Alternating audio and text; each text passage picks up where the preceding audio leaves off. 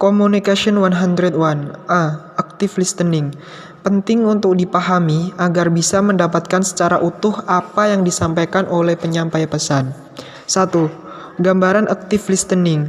A. Neutral and non-judgmental, yaitu menghindari untuk menyimpulkan sendiri dan memiliki persepsi sendiri sebelum mendengar secara utuh pesan yang disampaikan. B. Patient, yaitu harus sabar, diam, dan menyimak pembicaraan, tidak memotong pembicaraan. C. Verbal and non-verbal feedback, yaitu dapat berupa gestur tubuh yang menunjukkan bahwa kita mendengarkan pesan yang disampaikan. Asking question, yaitu memberikan sebuah pertanyaan atas apa yang disampaikan. E. Reflecting back, yaitu mengulang apa yang telah disampaikan. F. Asking for clarification, yaitu mengklarifikasi. G. Yaitu summarizing, mengkonfirmasi apakah yang kita pahami sesuai dengan pesan yang ingin disampaikan. 2. Tujuan active listening. A. Earning the trust of other, yaitu lawan bicara kita percaya dan memberikan seluruh informasi dan pengetahuan yang dimilikinya. B. Understand their situation, yaitu lawan bicara menceritakan seluruh situasi yang dialaminya. C. Supporting and giving empathy to the speaker, yaitu memahami pola pikir lawan bicara sehingga dapat memberikan dukungan dan empati kepada lawan bicara. 3. Manfaat active listening. A.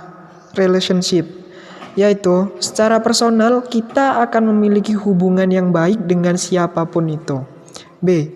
Work, yaitu dalam dunia kerja kita akan disenangi atasan dan mudah untuk mensuperviskan rekan kerja juga bawahan karena kita dapat memahami lawan bicara. C.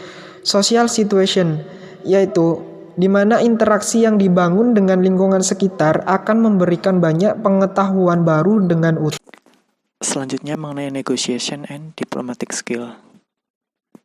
Di sini akan dibahas beberapa kunci terkait skill dalam negosiasi dan melakukan diplomasi.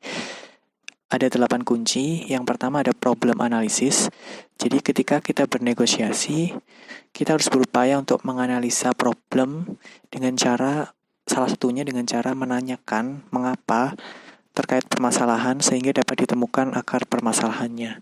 Yang kedua dengan preparation before negotiation, di mana kita harus berupaya untuk mempersiapkan sebelum melakukan negosiasi ataupun diplomasi, yakni dengan mencari tahu data ataupun pembanding terkait lawan negosiasi kita, sehingga kita tidak lemah dan kehabisan kata-kata karena sudah memiliki data yang cukup. Yang ketiga dengan menjadi active listener. Di sini kita berupaya untuk menangkap lawan bicara kita ketika kita sedang melakukan negosiasi, sehingga kita tidak akan kehilangan poin-poin penting yang dibicarakan oleh lawan bicara kita. Kemudian yang keempat ada clear and effective communication, di mana kita berupaya untuk mengurangi istilah-istilah ataupun kata-kata yang tidak terlalu penting dalam melakukan komunikasi, sehingga komunikasi yang kita lakukan tidak bertele-tele. 2. Tips of negotiation skill. Yang pertama, yaitu positive conflict paradigm, yang memiliki arti paradigma benar bahwa konflik itu positif, yang akan memberikan solusi, kreativitas, inovasi, dan tidak asal kerja. Kedua, kenali masalah.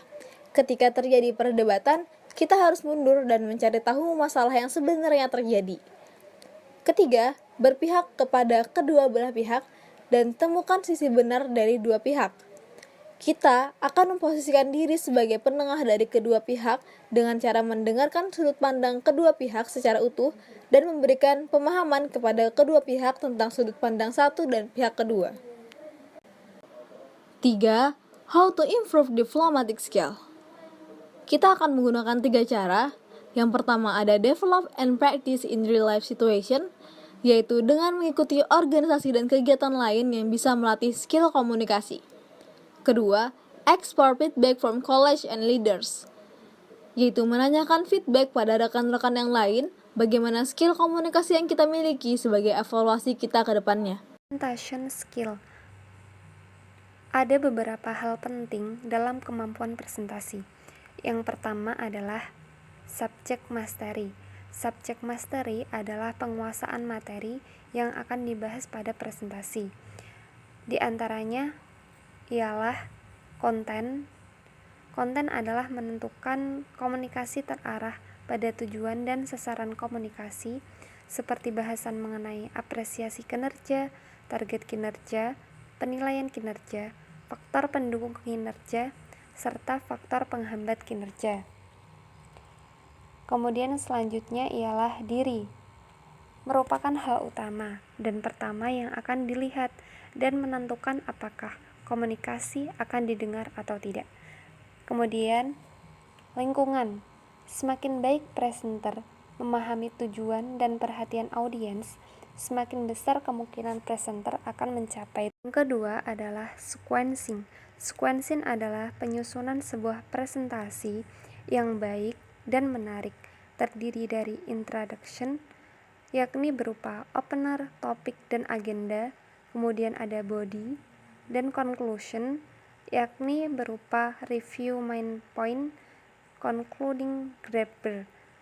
Adapun opener, yakni kalimat pembuka, adalah hal yang penting untuk diperhatikan. Presentasi dapat dibuka dengan kutipan, pujian, atau cerita.